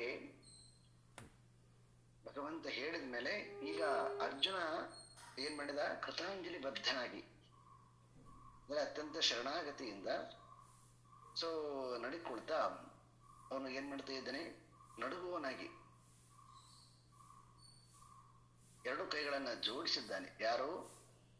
ಕಿರೀಟಿ. ಕಿರೀಟಿ ಅಂತಕ್ಕಂಥದ್ದು ಅರ್ಜುನಿಗೆ ಮತ್ತೊಂದು ಹೆಸರು. ಕಿರೀಟಿ, ಪನ್ಗುಣ, ಪಾರ್ಥ ಅಂತ ಹೀಗೆ 10 ಹೆಸರುಗಳು ಬರ್ತವೆ ರಚನಾಮವನ್ನು. ಈ ಕಿರೀಟಿ ಅಂತಕ್ಕಂಥದ್ದು ಸೊ ಇನ್ನೊಂದು ಸಾಂಕೇತಿಕವಾಗಿ ನೆನಪು ಮಾಡಿದ್ದಾನೆ ವ್ಯಾಸ ಮಹರ್ಷಿಗಳು. ಏನಂತಂದ್ರೆ ಅರ್ಜುನ ಈ ಕಾಲಕ್ಕೆ ನಿವಾತಕ ಕೀಚಕರು ದೇವತೆಗಳಿಗೆ ತುಂಬಾ ತೊಂದರೆಯನ್ನ ಕೊಡ್ತಾ ಇದ್ದಾಗ ಅವರಿಗೆ ಭೂಲೋಕದ ಮನುಷ್ಯರಿಂದ ಸಾವು ಅಂತಕ್ಕಂಥದ್ದು ಇರೋದ್ರಿಂದ ದೇವೇಂದ್ರ ಅರ್ಜುನನ್ನ ಕರೆಸಿಕೊಂಡು ಅವರನ್ನ ಸಂಹಾರ ಮಾಡಿಸಿರ್ತಾನೆ. ಅರ್ಜುನ ಸಂಹಾರ ಮಾಡಿರ್ತಾನೆ. ಆ ಸಂಹಾರ ಮಾಡಿದ್ಮೇಲೆ ಅವರು ಒಂದು ಸನ್ಮಾನ ಮಾಡಿ ಅವರಿಗೆ ಒಂದು ಕಿರೀಟವನ್ನ ಧಾರಣೆ ಮಾಡಿದ್ದಾರೆ. ಹಾಗಾಗಿ ಅವನನ್ನ ಕಿರೀಟಿ ಅಂತ. ಆದ್ರೆ ದೇವತೆಗಳು ಮಾಡಿರ್ತಕ್ಕಂತಹ ಕಿರೀಟಿ ಧಾರಣೆ ಹೇಗಿರುತ್ತಂದ್ರೆ ಅದು ಜಯದ ಸಂಕೇತ ಅಂತ. ಯಾರೋ ಕಿರೀಟವನ್ನು ಧರಿಸಿರ್ತಾನೋ ಅವನಿಗೆ ಸೋಲಾಗೋದಿಲ್ಲ. ಇಲ್ಲಿ ಸಂಜಯ ವ್ಯಾಸ ಮಹರ್ಷಿಗಳ ಒಂದು ಕೈಚಳಕ ಬಹಳ ಅದ್ಭುತವಾಗಿರ್ತಕ್ಕಂಥದ್ದು. ಈ ಧೃತರಾಷ್ಟ್ರನಿಗೆ ತಿಳಿಸ್ಬೇಕಾಗ್ಯದ, ಹೇಗಾರು ಮಾಡಿ ಅವನಿಗೇನು ಒಂದು ಮಬ್ಬು ವ್ಯಾಮೋಹದಿಂದ ಕುತ್ಕೊಂಡಿದ್ನಲ್ವ, ಆ ವ್ಯಾಮೋಹದಿಂದ ತೆಗಿಲಿಕ್ಕೋಸ್ಕರ ಸಲುವಾಗಿ ಸಂಜಯ ಧೃತರಾಷ್ಟ್ರನಿಗೆ ಹೇಳ್ತಾ ಇದ್ದಾನೆ, ಕಿರೀಟಿ ಯಾವಾಗಲೂ ಕೂಡ ಜಯವನ್ನೇ ಪಡೆದಿರ್ತಕ್ಕಂಥವನು, ಜಯದ ಕಿರೀಟವನ್ನು ಧರಿಸಿರ್ತಕ್ಕಂತಹ ಕಿರೀಟಿ, ಸರ್ವವನ್ನು ಆಶ್ವಾಸನೆ ಕೊಟ್ಟಿರ್ತಕ್ಕಂತಹ ಭಗವಂತನ ವಾಣಿಯನ್ನ ಕೇಳಿ ಕಥಾಂಜಲಿ ಬದ್ಧನಾಗಿ ಕೈಗಳನ್ನು ಮುಗಿದು ಗಡಗಡ ನಡಗುತ್ತಾ ಪರಮಾತ್ಮನಿಗೆ ಏನ್ ಮಾಡ್ತಾ ಇದ್ದಾರೆ, ನಮಸ್ಕೃತ್ವ ಭೂಯ ಏವಾಹ ಕೃಷ್ಣಂ, ಮತ್ತೆ ಮತ್ತೆ ಮತ್ತೆ ಮತ್ತೆ ಮತ್ತೆ ಮತ್ತೆ ನಮಸ್ಕಾರ ಮಾಡ್ತಾ ಇದ್ದಾನೆ ಭೀತನಾಗಿ. ಸಗದ್ಗದಂ ಭೀತ ಭೀತ ಪ್ರಣಮ್ಯ, ಗದ್ಗತ ಕಂಠದಿಂದ, ಅಂದ್ರ ಬರೀ ಬಾಡಿ ವಾಯ್ಸು ಎಲ್ಲ ನಡುತ್ತಿರ್ತದೆ ನೋಡ್ರಿ. ಹಾಗೆ ಕೈಗಳು ನಡುಗ್ತಾ ಇವೆ, ಕಂಠನ ನಡುಗ್ತಾ ಇದೆ. ಸಂಪೂರ್ಣ ಶರಣಾಗತನಾಗಿ ಪುನಃ ಪುನಃ ಪುನಃ ಪುನಃ ಮತ್ತೆ ಮತ್ತೆ ಏನ್ ಮಾಡ್ತಾ ಇದ್ದಾನೆ ಅವನು, ಸೊ ಪರಮಾತ್ಮನಿಗೆ ನಮಸ್ಕಾರವನ್ನು ಮಾಡ್ತಾ ಇದ್ದಾನೆ. ಹೇ ಧೃತರಾಷ್ಟ್ರ, ಈಗಾಗಲೇ ನಿನ್ನ ಮಕ್ಕಳನ್ನ ಕಾಲರೂಪದಲ್ಲಿ ಪರಮಾತ್ಮ ಸಂಹಾರ ಮಾಡಿದ್ದಾನೆ ಅಂತ ಹೇಳಿ ಅವನ ವ್ಯಾಮೋಹದ ಒಂದು ಇದನ್ನ ತೆಗಿಲಿಕ್ಕೋಸ್ಕರ ಸಲುವಾಗಿ ಸಂಜಯ ಇಂಡೈರೆಕ್ಟ್ ಆಗಿ ಧೃತರಾಷ್ಟ್ರನಿಗೆ ಸೂಚನೆ ಕೊಡ್ತಕ್ಕಂಥ. ಆದರೂ ಕೂಡ ಧೃತರಾಷ್ಟ್ರನಿಗೇನು ಅದು ಯಾವುದು ಹೋಗುದಿಲ್ಲ. ಇದೇ ನೋಡ್ರಿ, ನಮ್ಮ ಒಳಗಡೆಗೆ ಅಜ್ಞಾನ ಇದೆಯಲ್ಲ, ಅದು ಅಜ್ಞಾನ ಸ್ಟ್ರಾಂಗ್ ಆಗಿತ್ತಂತಂದ್ರೆ ಯಾರು ಹೇಳಿದ್ರು ಹೋಗೋದಿಲ್ಲ. ಅದಕ್ಕೆ ಯಾವಾಗಲೂ ಕೂಡ ಈ ಅಜ್ಞಾನಿಗಳನ್ನ ಸರಿ ಮಾಡಕ್ ಹೋಗ್ಬಾರ್ದು. ಮತ್ತೆ ಹೇಗ್ರಿ ಅಂತಂದ್ರೆ, ಕಾಲರೂಪದಲ್ಲಿ ಭಗವಂತ ಆಲ್ರೆಡಿ ರೆಡಿ ಆಗಿದ್ದಾನೆ ಕಾಲರೂಪದಲ್ಲಿ ಸಂಹಾರ ಮಾಡಲಿಕ್ಕೆ. ಈ ಎರಡು ತತ್ವ ತಿಳ್ಕೊಳ್ಬೇಕು. ಒಂದು, ನಮಗೇನ್ ಮಾಡಕ್ಕಾಗತ್ತೆ ಮಾಡ್ಬೇಕು, ಆದ್ಮೇಲೆ ವ್ಯಥೆ ಪಡಬಾರದು. ಯಾಕಂತಂದ್ರೆ ಅದು ನಾವು ಸೃಷ್ಟಿ ಮಾಡಿರೋದಲ್ಲ. ನಾವು ಸೃಷ್ಟಿ ಮಾಡಿದ್ದಾಗಿತ್ತಂದ್ರೆ ಅದನ್ನ ಕರೆಕ್ಷನ್ ಏನು ಒಂದು ಚೇಂಜ್ ಮಾಡಕ್ ಬರುತ್ತೆ. ಪರಮಾತ್ಮ ಸೃಷ್ಟಿ ಮಾಡಿರ್ತಕ್ಕಂಥದ್ದು, ಆ ಈಶ್ವರ ಸೃಷ್ಟಿ ಮಾಡಿರ್ತಕ್ಕಂಥದ್ದು, ಆ ಪ್ರಕೃತಿ ಸೃಷ್ಟಿ ಮಾಡಿರ್ತಕ್ಕಂಥದ್ದು. ಪ್ರಕೃತಿ ತನಗೆ ಬೇಕಂತಂದ್ರೆ ಅದನ್ನ ಹೇಗ್ ಬೇಕಂಗೆ ಅವಳು ಮಾರ್ಪಾಡು ಮಾಡಕ್ಕೆ ಶಕ್ತಿ ಇದೆ ಅವಳಿಗೆ. ಇದನ್ನ ಶ್ರೀ ಅರವಿಂದ ಅವರು ಸಾವಿತ್ರಿಯಲ್ಲಿ ಪ್ರಕೃತಿ ತನಗೆ ಹೇಗ್ ಬೇಕು ಹಾಗೆ ರೂಪಾಂತರ ಮಾಡ್ತಾಳೆ ಅಂತ ಬರೀತಿರೋ. ನಾವಲ್ಲ, ನಮ್ಮ ಕೈಲಿ ಮಾಡಕ್ಕಾಗಲ್ಲ. ಮತ್ತೆ ಯಾರ ಮೂಲಕ ಅಂದ್ರೆ ನಮ್ಮ ಮೂಲಕನೇ ನಮ್ಮನ್ನ ನಿಮಿತ್ತ ಮಾಡಿಕೊಂಡು, ಯಾಕಂದ್ರೆ ಪ್ರಕೃತಿ ಒಂದು ಭಾಗ ಅಲ್ವ ನಾವು. ಹಾಗಾಗಿ ಇನ್ಯಾರನ್ನ ನಿಮಿತ್ತ ಮಾಡಿಕೊಂಡ್ಬಿಟ್ಟು ಅವಳು ಏನ್ ಮಾಡ್ತಾಳೆ, ಸೊ ತನ್ನ ಕಾರ್ಯವನ್ನ ಮಾಡ್ತಾಳೆ ಅಂತ ಹೇಳಿ ಬಹಳ ಡಿಟೇಲ್ ಆಗಿ ಶ್ರೀ ಅರವಿಂದ ಅವರು ಸಾವಿತ್ರಿಯಲ್ಲಿ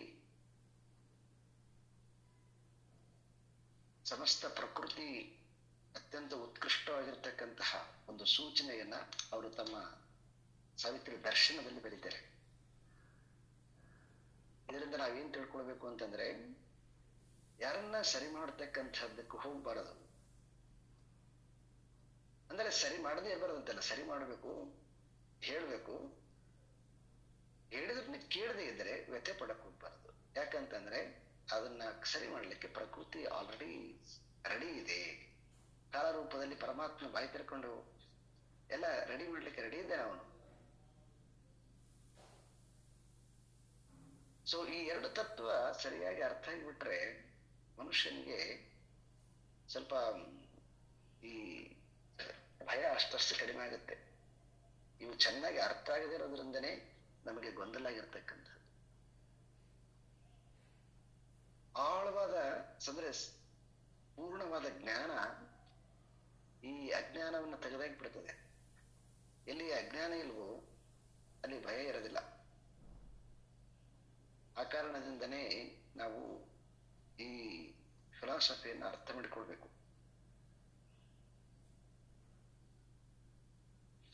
ಸೊ ಈ ರೀತಿಯಾಗಿ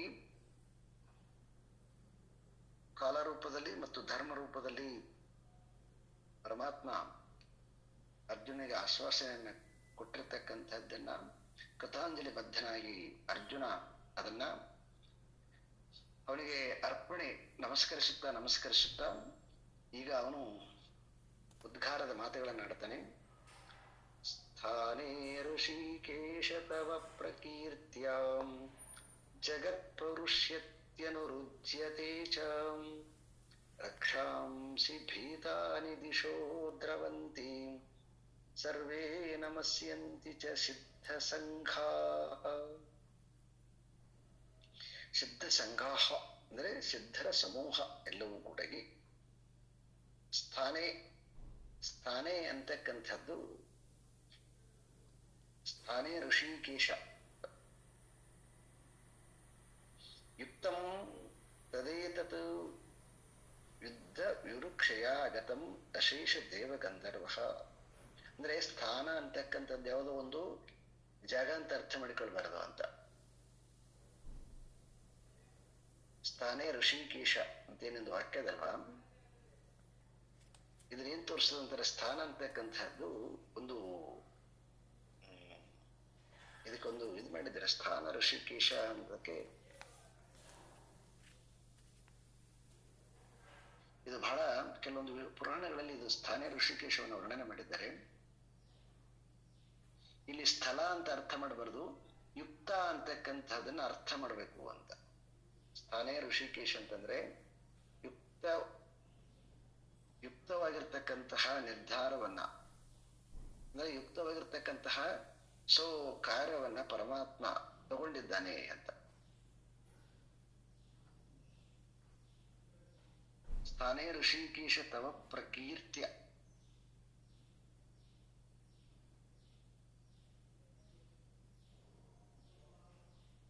ಅಂದ್ರೆ ಇಲ್ಲಿ ಈ ಸಮೂಹ ಏನಿದೆಯಲ್ವಾ, ಅಲ್ಲಿ ಸೇರಿರ್ತಕ್ಕಂಥದ್ದು ಯಾರು ಸೇರಿದ್ರು, ಪರಮಾತ್ಮನ ವಿಶ್ವರೂಪವನ್ನ ನೋಡ್ಲಿಕ್ಕೆ ಅರ್ಜುನನಿಗೆ ಏನು ಪರಮಾತ್ಮ ಆಶ್ವಾಸನೆ ಕೊಟ್ಟನು, ಆ ಆಶ್ವಾಸನೆಯನ್ನ ನೋಡಿ ಎಲ್ಲಾ ದೇವಾನ ದೇವತೆಗಳು ಯುದ್ಧವನ್ನ ನೋಡ್ಲಿಕ್ಕೆ ಬಂದಿದ್ರು. ಈ ದೇವಾನ ದೇವತೆಗಳು, ಸಿದ್ಧರು, ಸಾಧ್ಯರು ಎಲ್ಲರೂ ಕೂಡ ಪರಮಾತ್ಮ ಯಾವಾಗ ಭೂಮಿಗಿಳಿದು ಬರ್ತಾನೆ ಅವಾಗ ಅವರೆಲ್ಲರೂ ಕೂಡ ಭೂಲೋಕದಲ್ಲಿ ಎದ್ದು ಬಿಡ್ತಾರೆ ಅಂತೆ, ಸೂಕ್ಷ್ಮ ರೂಪದಲ್ಲಿ. ಕೆಲವೊಬ್ಬರು ಸ್ಥೂಲ ರೂಪ ತಗೊಂಡು ಅವನ ಜೊತೆಗೆ ಕಾರ್ಯ ಮಾಡಕ್ ಬರ್ತಾರೆ. ರಾಮಾಯಣದಲ್ಲಿ ಬಹಳ ಚೆನ್ನಾಗಿದೆ ಇದು. ಇನ್ನು ಕೆಲವೊಬ್ಬರು ಏನ್ ಮಾಡ್ತಾರೆ ಅಂದ್ರೆ ಸೂಕ್ಷ್ಮ ರೂಪದಲ್ಲಿ ಇರ್ತಾರೆ ಅವರು. ಹಾಗಾಗಿ ಎಲ್ಲರೂ ಕೂಡ ಎಲ್ಲಿರ್ತಾರೆ ಅಂದ್ರೆ ಭಗವಂತನ ಸುತ್ತನೇ ಇರ್ತಾರೆ ಅಂತ. ಯಾಕಂದ್ರೆ ಇಲ್ಲಿ ಭಗವಂತ ಇರ್ತಾನೆ, ಅಲ್ಲಿ ಇರ್ತಾರೆ, ಭಗವಂತನ ಬಿಟ್ಟು ಬೇರೆ ಕಡೆ ಇರಂಗಿಲ್ಲ ಅಂತ ಅವರು. ಹಾಗಾಗಿ ಏನು ಒಂದು ಕಾಲ ರೂಪದಲ್ಲಿ ಪರಮಾತ್ಮ ಇಲ್ಲಿ ಸನ್ನದ್ಧನಾಗಿದ್ನೋ ಅಂತಹ ಒಂದು ಪರಮಾತ್ಮನ ನೋಡ್ಲಿಕ್ಕೆ ಎಲ್ಲರೂ ಬಂದ್ಬಿಟ್ಟಿದ್ರು ಅಂತ.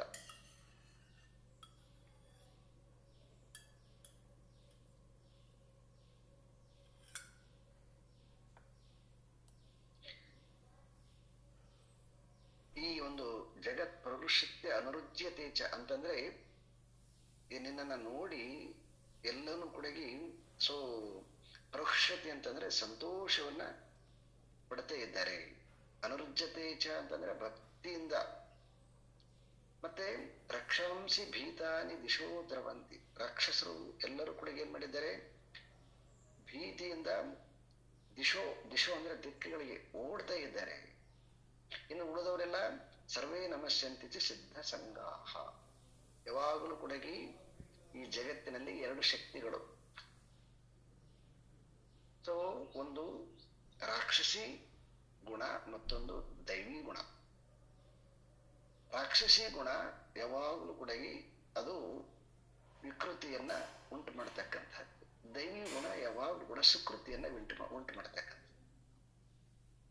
ಇಲ್ಲಿ ಪರಮಾತ್ಮನನ್ನೇ ತಗೋಬೇಕು ಅಂತಂದ್ರೆ ಈ ಶ್ಲೋಕದಲ್ಲಿ ಯಾರು ಅಧರ್ಮವನ್ನ ವಿಕೃತಿಯನ್ನ ಉಂಟು ಮಾಡ್ತಕ್ಕಂತಹ ರಾಕ್ಷಸರಿದ್ರು, ಆ ರಾಕ್ಷಸರ ಗುಣದಿಂದನೇ ಅವ್ರಂಗ್ ಮಾಡ್ತಾ ಇದ್ರು. ಭೀಷ್ಮ ಯಾಕೆ ಆ ರೀತಿಯಾಗಿ ನಿರ್ಧಾರ ತಗೊಂಡ, ದ್ರೋಣ ಯಾಕೆ ಆ ರೀತಿಯಾಗಿ ನಿರ್ಧಾರ ತಗೊಂಡ? ಯಾಕಂದ್ರೆ ಇನ್ನು ಉಳಿದವ್ರನ್ನ ಧೃತರಾಷ್ಟ್ರ ಇರ್ಬೋದು, ದುರ್ಯೋಧನ ಇರ್ಬೋದು, ಕರ್ಣ ಇರ್ಬೋದು, ದುಶ್ಯಾಸನ ಇರ್ಬೋದು, ಅವ್ರ ಪ್ರಶ್ನೆ ಬಿಟ್ಬಿಡೋಣ. ಆದ್ರೆ ಇವರು ಧರ್ಮದ ಮೂರ್ತಿಗಳಾಗಿದ್ರು ಕೂಡ ಅವ್ರು ಹಿಂದೆ ಮಾಡಿರ್ತಕ್ಕಂಥದ್ದು ಏನು ಒಂದು ಧರ್ಮವನ್ನು ಜಾರಿ ಬಿಟ್ರಲ್ಲ, ಆ ಕಾರಣದಿಂದ ಈಗ ಅವರಲ್ಲಿ ಆ ರಾಕ್ಷಸಿ ಗುಣಗಳು ಸೇರ್ಕೊಂಡ್ಬಿಟ್ಟು ಅವರ ಬುದ್ಧಿಯನ್ನ ಮಂಕ್ ಮಾಡಿಬಿಟ್ಟಿದ್ದೇವೆ. ಸೊ ಯಾವಾಗ ಈ ಉಗ್ರ ರೂಪದಲ್ಲಿ ಪರಮಾತ್ಮನ ನೋಡ್ಬಿಟ್ಟು ಅವೆಲ್ಲ ಏನ್ ಮಾಡ್ತಾ ಇದ್ದಾವೆ, ಅವ್ರನ್ನ ಬಿಟ್ಟು ಓಡ್ತಾ ಇವೆ. ರಾಕ್ಷಸರೆಲ್ಲ ದಿಕ್ಕಿಗೆ ಓಡ್ತಾ ಇದ್ದಾರೆ. ಮತ್ತೆ ಯಾರೆಲ್ಲ ದೇವತೆಗಳಿದಾರೋ ಅವರೆಲ್ಲರೂ ಕೂಡ ನಿನ್ನನ್ನ ನೋಡಿ ಹರ್ಷ ಪಡ್ತಾ ಇದ್ದಾರೆ, ಸಂತೋಷ ಪಡ್ತಾ ಇದ್ದಾರೆ.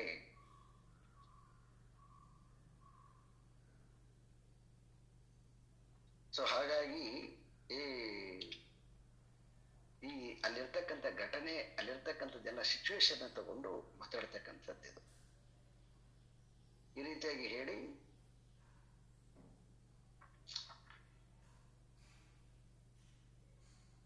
ಕಸ್ಮಾಚ್ಚ ತೇನ ನಮೇರನ್ ಮಹಾತ್ಮನ್ ಗರೀಯಸೆ ಬ್ರಹ್ಮಣೋಪ್ಯಾದಿಕರ್ತ್ರೇ ಅನಂತ ದೇವೇಶ್. ಒಂದು ಸೆಕೆಂಡು.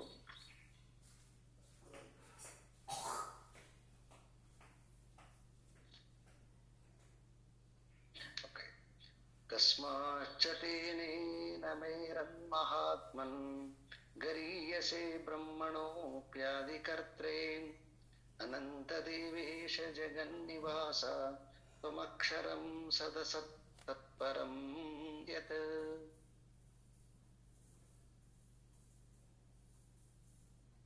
ತ್ವಂ ಅಕ್ಷರಂ ಸತ್ ಅಸತ್ ತತ್ಪರಂ ಯತ್. ಕೊನೆಯದ್ದು ಅಂದ್ರೆ ಅಕ್ಷರ ಮತ್ತು ಕ್ಷರ ಅಂತಕ್ಕಂಥದ್ದು ಎರಡು.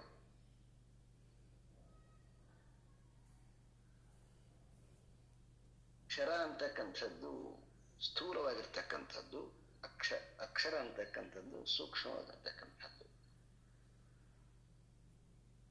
ಈ ಸ್ಥೂಲ ರೂಪವಾಗಿರ್ತಕ್ಕಂಥದ್ದು, ಸೂಕ್ಷ್ಮ ರೂಪವಾಗಿರ್ತಕ್ಕಂಥದ್ದು ಎರಡೂ ಕೂಡ ನೀನೇ ಇದೆಯಾ ಅಂತ.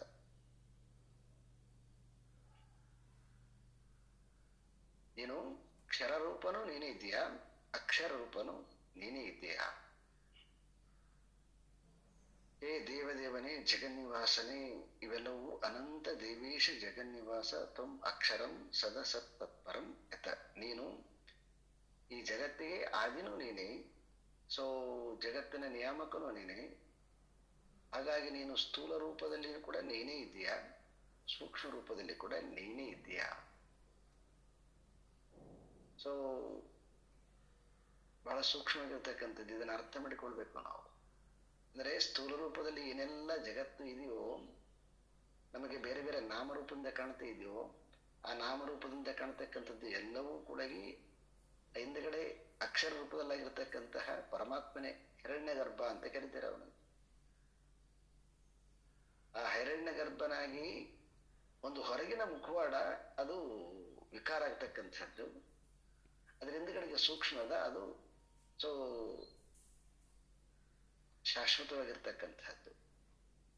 ಆ ಶಾಶ್ವತವಾಗಿರ್ತಕ್ಕಂಥದ್ದು ನಾಶ ಆಗೋದಿಲ್ಲ, ಸ್ಥೂಲ ಶರೀರ ನಾಶ ಆಗುತ್ತೆ. ಈಗ ನೋಡಿ, ನಮ್ಮಲ್ಲಿ ಪ್ರಾಣ ನಾಶ ಆಗೋದಿಲ್ಲ, ಪ್ರಾಣ ದೇಹವನ್ನ ಬಿಟ್ಟು ಹೊರಗಡೆ ಬರುತ್ತೆ, ಮಹಾಪ್ರಾಣದಲ್ಲಿ ಸೇರಿಕೊಳ್ತದೆ.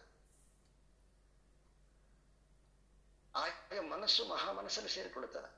ಯಾಕಂದ್ರೆ ಅವು ಸ್ಥೂಲ ಅಲ್ಲ.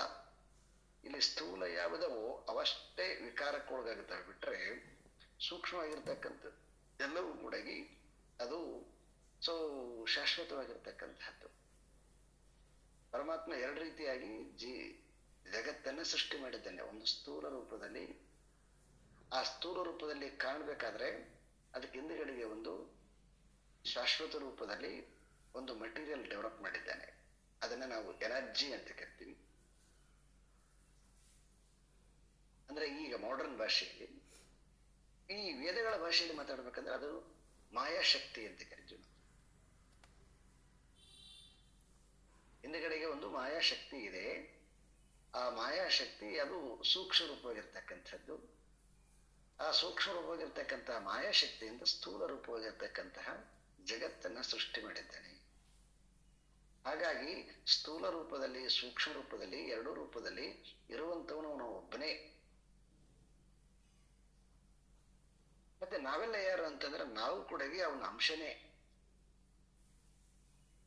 ನಮ್ಮಲ್ಲಿ ಕೂಡ ನೋಡಿ, ಒಂದು ಶಾಶ್ವತವಾಗಿರ್ತಕ್ಕಂಥದ್ದಿದೆ, ಒಂದು ನಾಶವಾಗಿರ್ತಕ್ಕಂಥದ್ದಿದೆ. ಒಂದು ಸೆಲ್ಸ್ ತಗೊಂಡ್ರು ಕೂಡ ಅಷ್ಟೇ, ನಮ್ಮಲ್ಲಿ RNA DNA ಅಂತ ಕರಿತೀವಿ, ಅದು ಹಾಗೇನೆ ಒಂದು ನಾಶ ಆಗ್ತಕ್ಕಂಥದ್ದು, ಒಂದು ಹಾಗೆ ಉಳ್ಕೊಂತಕ್ಕಂಥದ್ದು. ನಮ್ಗೆ ಏನಾಗಿದೆ ಅಂದ್ರೆ ಒಟ್ಟು ಅರ್ಥ ನಮ್ಮನ್ನ ನಾವು ಜಸ್ಟ್ ಒಂದು ಶರೀರ ಅಂತ ಅರ್ಥ ಮಾಡಿಕೊಂಡ್ಬಿಟ್ಟು ಶರೀರದಿಂದನೇ ಎಲ್ಲವನ್ನ ಅಳತೆ ಮಾಡ್ತೀವಿ. ನಾವು ಶರೀರ ಬಿಟ್ಟು ಸೆನ್ಸ್ ಅಂತ ಆಗ್ಲಿ, ಇನ್ನು ಪ್ರಾಣ ಅಂತ ಆಗ್ಲಿ, ಹಂಗ ನಾವು ನಮ್ಮನ್ನ ನಾವು ಐಡೆಂಟಿಟಿ ಮಾಡಿಕೊಂಡಿಲ್ಲ. ನಾವು ನಮ್ದೆಲ್ಲ ಶೇರಿ ಇರೋದೆಲ್ಲನೂ ಕೂಡ ಈಗ ಕಾನ್ಸೆಪ್ಟ್ ಈ ಶರೀರದ ಮೇಲೆ ಇದೆ.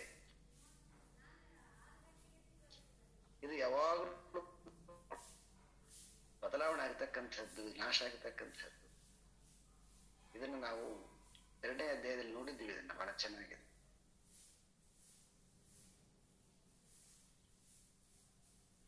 ಹಾಗಾಗಿ ಇಲ್ಲಿ ನಾಶವಾಗುವಾಗ ಕಂಡ್ರೂ ಕೂಡ ನಾಶವಾಗದೇ ಇರತಕ್ಕಂಥದ್ದು ಒಂದು ಅಕ್ಷರ ರೂಪದಲ್ಲಿ ಜಗತ್ತಿದೆ. ಆ ಅಕ್ಷರ ರೂಪದ ಜಗತ್ತಿನಿಂದ ವಿಕಾರವಾಗಿರ್ತಕ್ಕಂತಹ ಒಂದು ಸ್ಥೂಲ ಜಗತ್ತು ಇದೆ. ಈ ಸ್ಥೂಲ ಮತ್ತು ಸೂಕ್ಷ್ಮ ರೂಪವಾಗಿರ್ತಕ್ಕಂತಹ ಜಗತ್ತಿಗೆ ಯಾರ ಕಾರಣ ಅಂತಂದ್ರೆ ಆ ಪರಮಾತ್ಮನೇ ಕಾರಣ. ಅವನೇ ಇದನ್ನೆಲ್ಲನ್ನು ಕೂಡ ನಿರ್ಮಾಣ ಮಾಡಿರ್ತಕ್ಕಂಥವನು.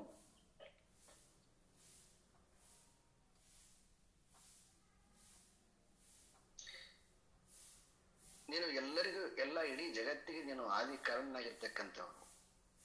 ಗರಿಯಸೆ ಬ್ರಹ್ಮನು ಅಪಿ ಆದಿ ಕರ್ತರೆ ಅಂದರೆ ನೀನು ಬ್ರಹ್ಮನಿಂದ ಜಗತ್ತಂತ ಕರಿತೀವಿ. ಆದ್ರೆ ಬ್ರಹ್ಮನಿಗೆ ನೀನು ಬ್ರಹ್ಮ ನಿನ್ನಿಂದ ಸೃಷ್ಟಿಯಾಗಿರ್ತಕ್ಕಂಥವನು ಅಂತ. ಗರಿಯಸೆ ಉತ್ಕೃಷ್ಟವಾಗಿರ್ತಕ್ಕಂತಹದ್ದು. ಹಾಗಾಗಿ ನಿನ್ನ ಉತ್ಕೃಷ್ಟವಾಗಿರ್ತಕ್ಕಂತಹ ನಿನ್ನ ಒಂದು ಈ ಅನಂತ ರೂಪಕ್ಕೆ ನಮಸ್ಕರಿಸದೇ ಇರತಕ್ಕಂಥವ್ರು ಯಾರು? ಅಂತಹ ಮಹಾತ್ಮನಾಗಿರ್ತಕ್ಕಂಥ ನಿನಗೆ ನಮಸ್ಕರಿಸದೇ ಇರ್ತಕ್ಕಂಥವ್ರೆ. ಹಾಗಾಗಿ ಎಲ್ಲ ಬ್ರಹ್ಮನನ್ನು ಹಿಡ್ಕೊಂಡ್ಬಿಟ್ಟು ಎಲ್ಲ ದೇವಾನ ದೇವತೆಗಳು ಎಲ್ಲರೂ ಕೂಡ ನಿನ್ನನ್ನು ಏನ್ ಮಾಡ್ತಾ ಇದ್ದಾರೆ, ನಿನಗೆ ನಮಸ್ಕಾರ ಮಾಡ್ತಾ ಇದ್ದಾರೆ. ಅದನ್ನ ನೋಡ್ತಾ ಇದ್ದೇನೆ ಹೇಳಿ ಅರ್ಜುನ ಈಗ ಉಗ್ರ ರೂಪವನ್ನ ನೋಡಿ ಆದ್ಮೇಲೆ ಅವನ ವೈಭವವನ್ನ ಗುಣಗಾನ ಮಾಡ್ತಕ್ಕಂಥದ್ದು, ಮತ್ತೆ ತಾನೇನು ಮಿಸ್ಟೇಕ್ಸ್ ಮಾಡಿದೆ ಅದೇನು ಕರೆಕ್ಷನ್ ಮಾಡಿಕೊಳ್ಬೇಕು ಅಂತಕ್ಕಂಥ ಒಂದು ವಿವರಣೆ ಮುಂದಿನ ಶ್ಲೋಕದಲ್ಲಿ ಇದೆ. ಓಂ ಪೂರ್ಣಮದಃ ಪೂರ್ಣಮಿದಂ ಪೂರ್ಣಾತ್ ಪೂರ್ಣಮುದಚ್ಯತೆ ಪೂರ್ಣಸ್ಯ ಪೂರ್ಣಮಾದಾಯ ಪೂರ್ಣಮೇವಾವಶಿಷ್ಯತೆ. ಓಂ ಶಾಂತಿ ಶಾಂತಿ ಶಾಂತಿ. ಹರಿ ಓಂ ಶ್ರೀ ಗುರುಭ್ಯೋ ನಮಃ. ಹರಿ ಓಂ.